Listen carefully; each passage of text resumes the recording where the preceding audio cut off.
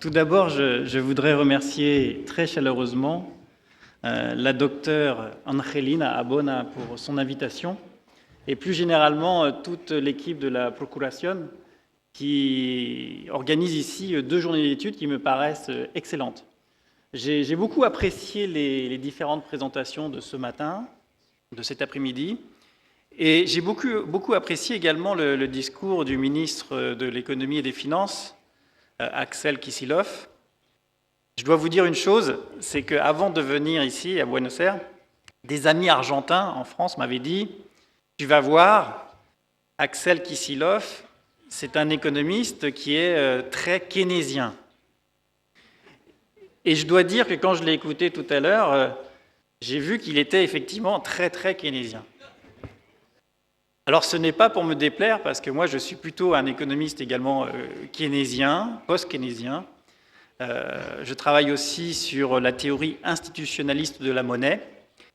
Et on m'a demandé d'intervenir sur la question de la souveraineté monétaire.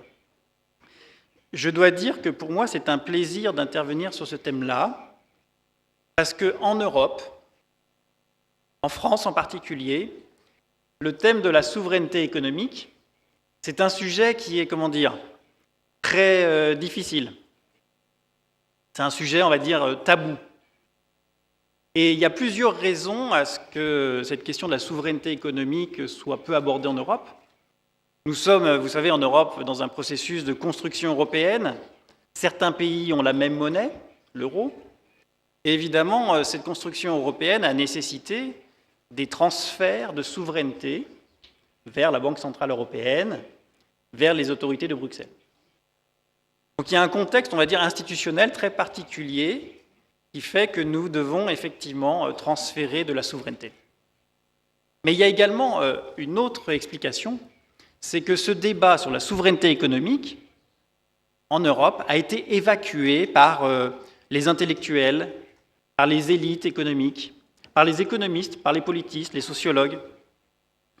Et je constate que heureusement, cette thématique de la souveraineté économique n'est pas abandonnée dans d'autres régions du monde.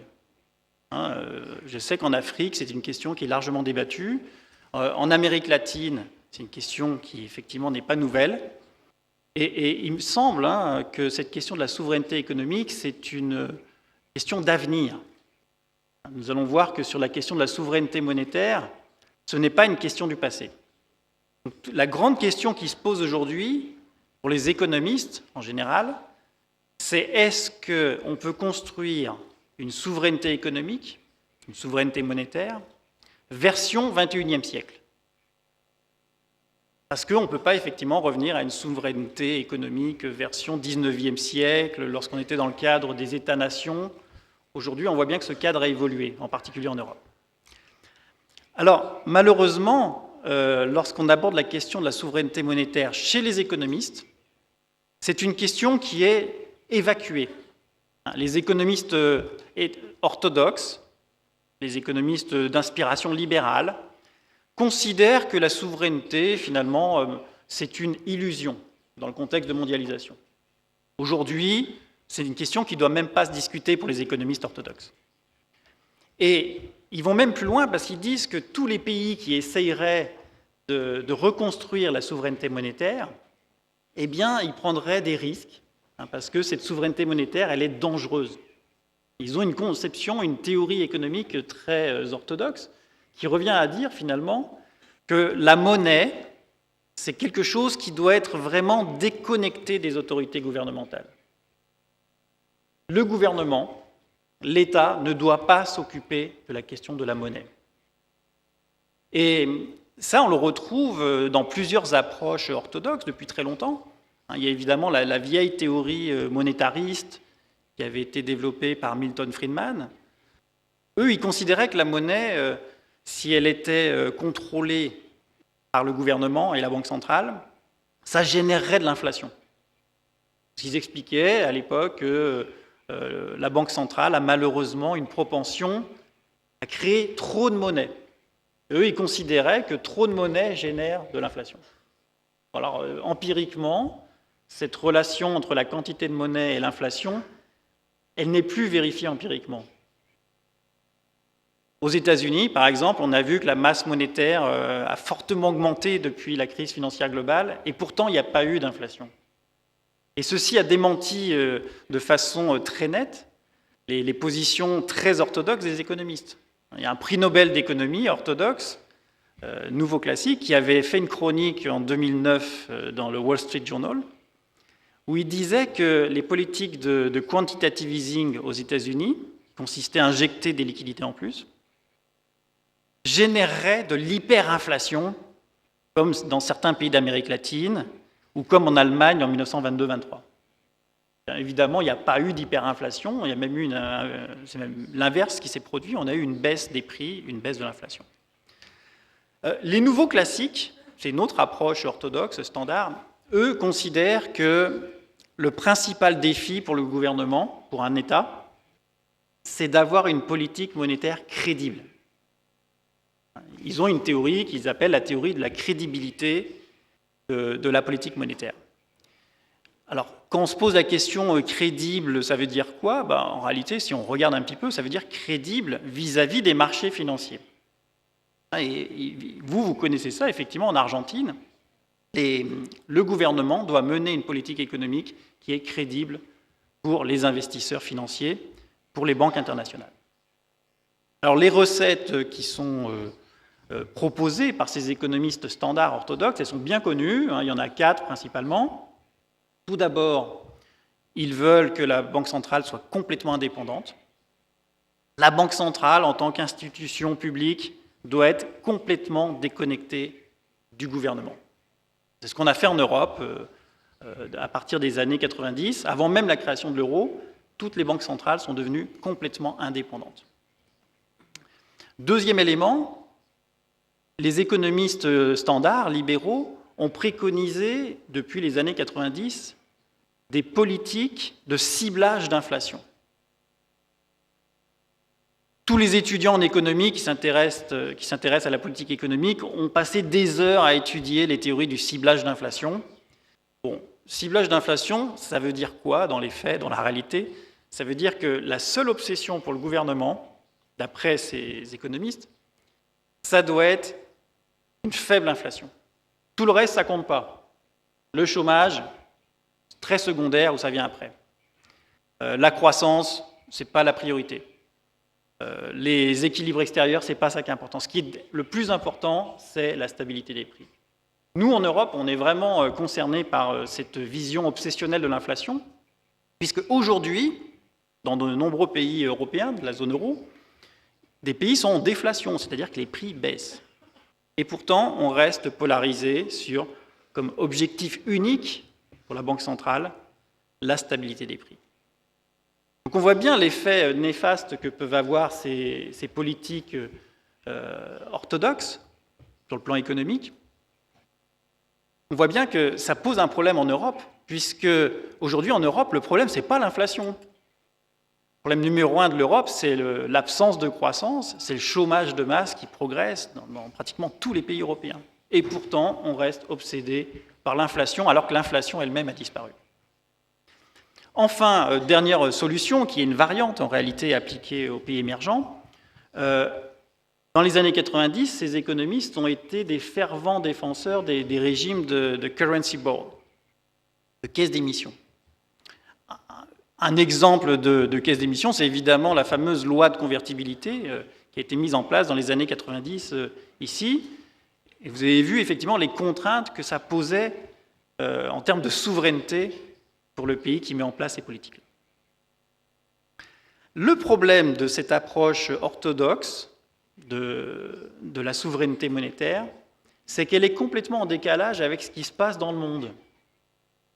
Depuis le contexte de guerre des monnaies qui s'est déclenché vers 2009, après la crise financière globale, on voit qu'effectivement, à la fois dans les grandes puissances et du côté des pays émergents et en développement, on a un retour de la souveraineté monétaire.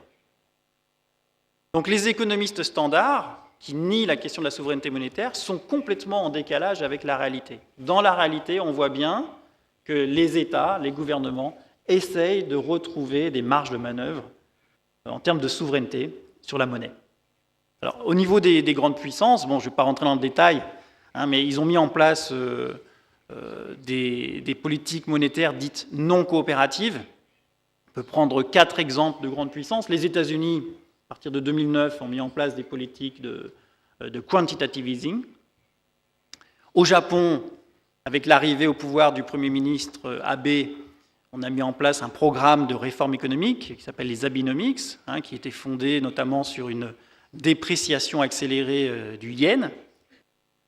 En Chine, depuis très longtemps, on a une politique de compétitivité extérieure qui se fait à travers une monnaie volontairement faible. La seule grande puissance, finalement, qui restait à l'écart, hein, de stratégies monétaires comme ça servant ses intérêts, c'était l'Union européenne et la zone euro. Alors ça, c'est en train de changer depuis quelques mois, puisque enfin, en Europe, la Banque centrale européenne a décidé de mener une politique monétaire plus active qu'auparavant.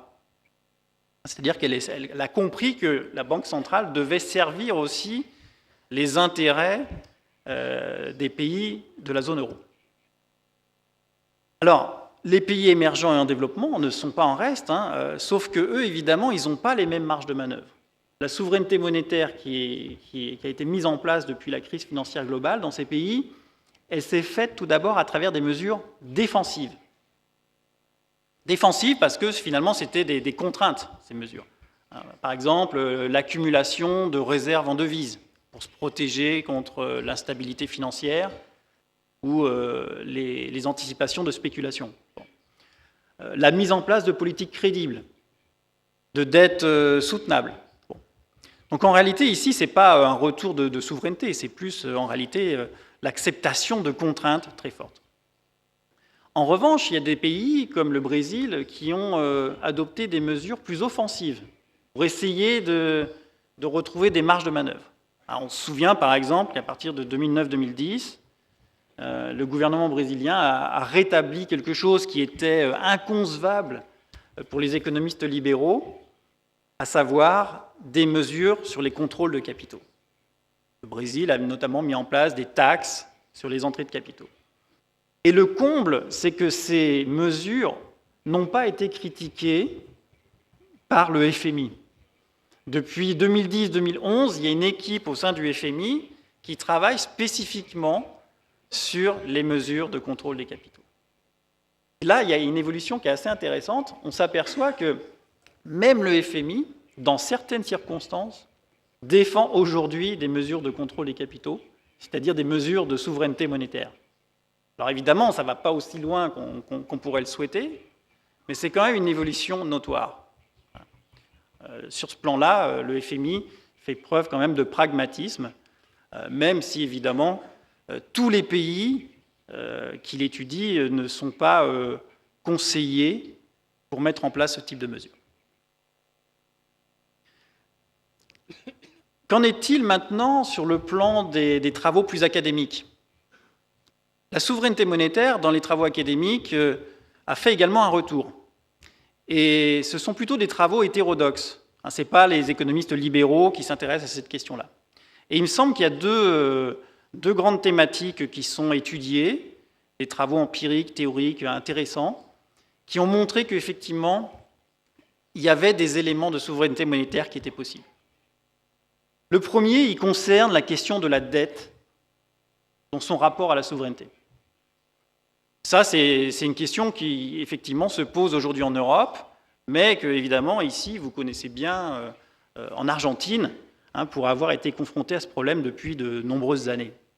Eh bien, qu'est-ce qui ressort de ces études relativement innovantes sur cette question de la dette ? Eh bien, il apparaît que le problème numéro un, ce n'est pas tellement le volume de la dette, notamment le volume de la dette publique. Ce qui compte, c'est plus la dynamique de la dette. Son évolution, sa structure. Le montant, finalement, il importe peu. Ça, c'est une leçon intéressante parce que, malheureusement, encore en Europe, aujourd'hui, on a des gouvernements, on a des conseils donnés par la Commission de Bruxelles qui indiquent qu'un niveau de dette publique élevé est un problème. En réalité, ce n'est pas toujours un problème. Il y a des pays qui ont une dette publique à 25%, eh bien, ils ont une dette qui est insoutenable. Il y a d'autres pays comme le Japon qui ont une dette publique qui dépasse les 240% du PIB, et pourtant leur dette est soutenable. Alors qu'est-ce qu'on peut tirer comme conclusion de ces travaux? On s'aperçoit qu'il y a deux éléments de souveraineté monétaire qui apparaissent. Le premier, c'est le fait que pour être souverain sur le plan monétaire, il faut pouvoir s'endetter en monnaie nationale plutôt qu'en devise. Ça, c'est une question qui a été traitée dans la littérature, y compris par des économistes orthodoxes. Ils appellent ça la théorie du péché originel. Ils montrent qu'effectivement, il y a une asymétrie dans le système monétaire international entre des pays, notamment les pays occidentaux, qui peuvent s'endetter sur les marchés internationaux dans leur monnaie, alors que les pays émergents, les pays en développement, ne peuvent pas s'endetter dans cette monnaie. Ils sont obligés de s'endetter en devise, ce qui crée une contrainte supplémentaire. Là encore, c'est une question qui est largement étudiée et largement vécue au quotidien en Argentine. Deuxième leçon qu'il faut tirer de ces travaux, c'est l'idée que si on prend la dette publique, un élément qui est important, c'est le fait que cette dette publique soit détenue par des agents résidents et non pas par des agents étrangers, non résidents. Le cas du Japon, 244% de dette rapportée au PIB, comment il s'explique ce niveau hyper élevé de dette? Comment ça s'explique qu'il n'y ait pas de contraintes sur la dette publique japonaise, les taux d'intérêt sont très faibles? Eh bien tout simplement parce que plus de 90% de cette dette publique est détenue par des Japonais. C'est seulement 9% de la dette qui est détenue par des non-résidents. Donc on voit bien qu'il y a ici un autre élément de souveraineté qui apparaît. La dette publique doit être détenue essentiellement par des agents résidents et non pas par des agents non résidents. Un autre élément de la littérature qui apparaît sur cette question de la souveraineté monétaire a été largement étudié par des économistes post-keynésiens américains. Je renvoie à un ouvrage de Ray, publié en 2012. Lui s'est intéressé à cette question de la souveraineté monétaire. Et lui, il explique que la souveraineté monétaire, elle s'appuie sur deux piliers. Le premier pilier, c'est une dette publique qui doit être libellée en monnaie nationale. On retrouve l'élément finalement de tout à l'heure. Ça, c'est déterminant. Et puis, il y a un autre élément qui apparaît dans son ouvrage, c'est que la Banque centrale doit avoir potentiellement le droit de monétiser le déficit budgétaire. Dit en d'autres termes, ça veut dire que la Banque centrale doit potentiellement avoir le droit de garantir la dette publique. C'est-à-dire qu'elle peut dire à un moment au marché financier, vous détenez de la dette publique de notre pays, de toute façon, soyez rassurés parce que si vous avez un doute sur notre capacité de remboursement, de toute façon, cette dette, elle est garantie par la Banque centrale. Ça existe aux États-Unis, de facto, au Japon. En Europe, ça n'existe pas. La Banque centrale européenne n'a pas le droit d'acheter des titres de dette publique directement sur le marché primaire de la dette. Donc là, ça signifie que dans le cas européen, effectivement, il y a un élément de souveraineté monétaire qui n'existe pas et qu'on retrouve ailleurs. Mais il est déterminant. Il faut que la Banque centrale soit capable de financer le déficit budgétaire, pas tout le temps, dans certaines circonstances. Alors évidemment, ça suppose qu'il faut relâcher l'hypothèse que les économistes orthodoxes ont imaginée, c'est-à-dire l'indépendance de la Banque centrale. Si la Banque centrale peut potentiellement financer le déficit budgétaire, elle peut être indépendante, mais évidemment, de facto, ça signifie qu'elle va venir au secours ou soutenir le gouvernement en cas de difficulté. Donc l'indépendance de la Banque centrale, c'est un élément qu'il faut absolument abandonner si on veut rétablir de la souveraineté monétaire. Alors voilà les quelques éléments de la littérature académique sur la souveraineté monétaire. Je voudrais maintenant aborder d'autres développements théoriques qui sont développés essentiellement en Europe et en particulier en France, qui insistent non pas sur l'idée de souveraineté monétaire, mais sur l'idée de monnaie souveraine. Ce sont des travaux assez récents réalisés par des économistes. Et ces économistes, ils ont une particularité, c'est qu'ils s'intéressent à la monnaie dans une démarche pluridisciplinaire. C'est-à-dire qu'ils considèrent que les économistes, trop longtemps, ont eu une vision fausse de la monnaie. D'après cette approche institutionnaliste de la monnaie n'est pas qu'un simple intermédiaire des échanges, c'est plus que ça. D'après cette approche, la monnaie, c'est une institution plus forte que le marché. C'est-à-dire qu'ici, on considère que le marché, ça fait partie de l'économie capitaliste, mais la monnaie, c'est un élément encore plus important. Et ils mettent en avant un élément qui me paraît fondamental à prendre en considération, qui est la question de l'ambivalence de la monnaie. Ils soulignent, à travers une étude approfondie de la monnaie, que la monnaie, c'est d'abord un lien social qui relie l'individu à la société. La monnaie est donc ambivalente dans le sens où elle a à la fois un bien privé et un bien public. Le problème, c'est que malheureusement, les économistes orthodoxes ont eu tendance à considérer que la monnaie, c'était essentiellement un bien privé. On s'aperçoit que c'est en réalité les deux, bien privé et bien public. Et à partir de là, à partir de cette approche institutionnaliste, eh bien, on peut développer une approche de la monnaie qui montre toute l'importance de la question de la confiance dans la monnaie. La confiance dans la monnaie, c'est-à-dire qu'une monnaie, pour qu'elle fonctionne, il faut qu'elle inspire confiance. Alors évidemment, ça c'est une question qui ne se pose pas tellement en Europe ou aux États-Unis, parce qu'on est habitué depuis des décennies à avoir des monnaies stables. Mais évidemment, dans les pays émergents comme l'Argentine, c'est une question que vous vivez au quotidien. Eh bien, cette question, elle est fondamentale, parce qu'on s'aperçoit que la confiance, ce n'est pas quelque chose de léger. Ces économistes-là considèrent que la confiance, en réalité, elle doit être construite à 3 niveaux. Premier niveau, la confiance mimétique ou la confiance méthodique. Pour qu'une monnaie fonctionne correctement dans un pays, il faut que, globalement, il y ait une espèce de consensus pour utiliser cette monnaie.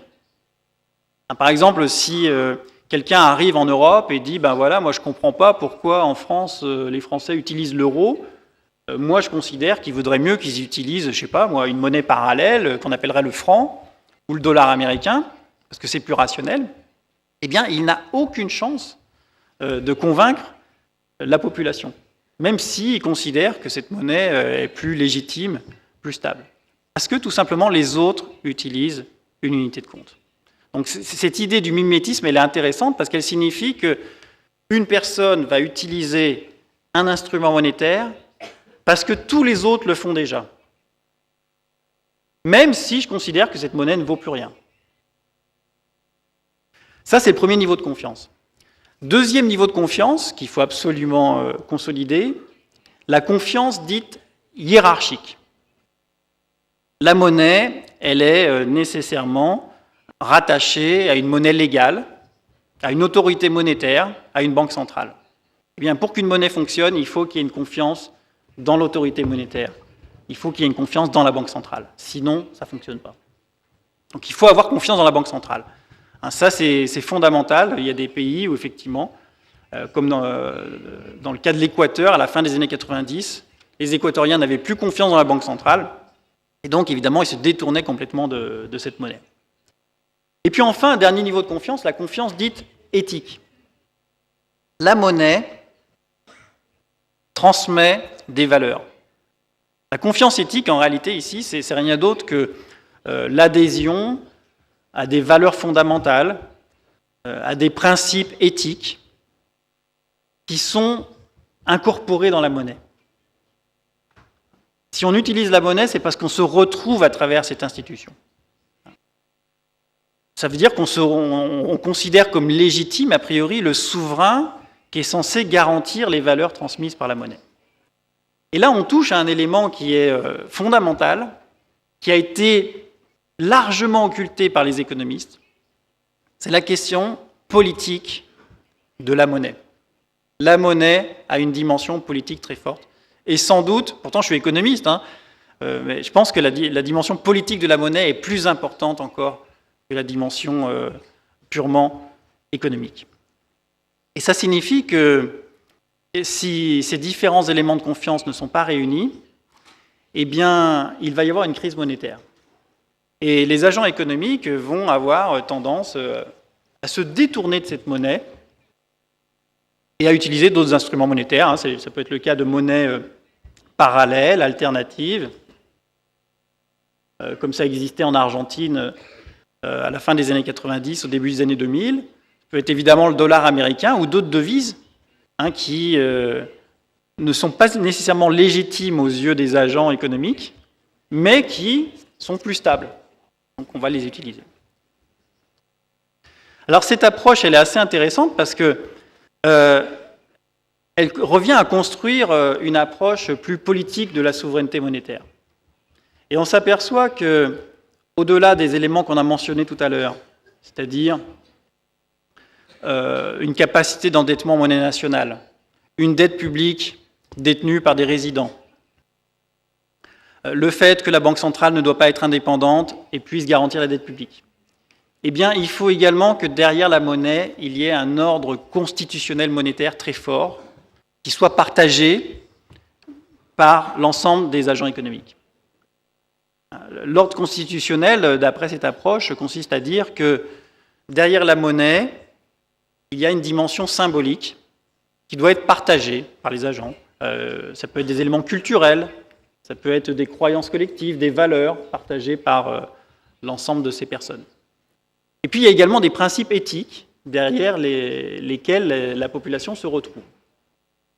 Et à partir de là, on voit qu'effectivement, cet ordre constitutionnel, il est fondamental pour pouvoir garantir la souveraineté monétaire. S'il n'y a pas d'ordre constitutionnel fort de ce type-là, eh bien, on va avoir des monnaies qui sont incomplètes ou qui n'inspirent pas confiance à long terme. Et l'exemple que je donnerai pour terminer, c'est l'exemple de l'euro. Dans le cas de l'euro, on a effectivement un gros problème. Malgré l'enthousiasme qu'il y avait au début de l'euro, aujourd'hui, même si la plupart des Européens veulent absolument garder l'euro, il y a un déficit d'ordre constitutionnel cohérent. Cet ordre constitutionnel que j'ai mentionné précédemment, il n'existe pas en Europe, malheureusement, dans la zone euro. Les différents pays de la zone euro ont des ordres symboliques ou éthiques qui ne sont pas les mêmes. Alors je prends un exemple simple, je prends les deux principaux pays, la France et l'Allemagne. En France et en Allemagne, on n'a pas la même conception de la souveraineté. Et on voit bien que ça pose un problème aujourd'hui avec l'euro. L'Allemagne a une souveraineté qui s'est construite essentiellement sur la doctrine qui s'appelle l'ordolibéralisme. C'est une doctrine économique qui a été développée à partir des années 30, qui a apporté l'économie sociale de marché et qui attribue à l'État un rôle particulier qui est de garantir en fait la concurrence. Et en Allemagne, si on interroge les Allemands, on s'aperçoit que l'institution la plus importante pour garantir ou assurer la souveraineté, c'est la Cour constitutionnelle. Donc l'ordre constitutionnel allemand, la souveraineté allemande est bâtie là-dessus, l'ordolibéralisme et la Cour constitutionnelle. Alors qu'en France, on a une approche très différente. La souveraineté est fondée sur la souveraineté populaire et le principe républicain. On a un ordre politique, on va dire, très différent. Et finalement, la souveraineté du peuple, elle est représentée non pas par une cour constitutionnelle, mais par l'Assemblée nationale. Et on voit bien qu'ici, on a deux conceptions, deux ordres constitutionnels qui ne sont pas compatibles. Ça ne veut pas dire qu'ils ne seront pas un jour, mais pour l'instant, ils ne sont pas compatibles.